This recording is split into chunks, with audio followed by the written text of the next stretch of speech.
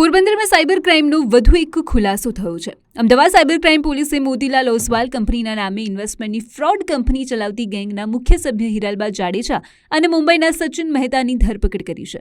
બંનેને 3 દિવસના રિમાન્ડ પર લઈ જવામાં આવ્યા છે। આ કેસમાં ગેંગે વોટ્સએપ ગ્રુપ અને કોલ દ્વારા શેર માર્કેટમાં ઊંચા વળતરની લાલચ આપીને એક ફરિયાદી પાસેથી 31.59 લાખ રૂપિયાની છેતરપિંડી કરી। તપાસ દરમિયાન આરોપીઓના ખાતામાં 50,000 અને 3.25 લાખની રકમ અલગ અલગ ખાતામાં જમા થતા પોલીસને આ ગેંગનો પાર ફટકો લાગ્યો।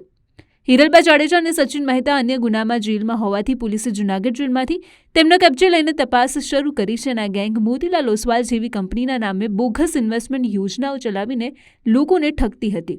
પોરબંદર પોલીસ સ્ટેશનમાં નોંધાયેલી એફઆઈઆરમાં હિરલબા અને તેના સાગરીતોની ભૂમિકા મુખ્ય છે।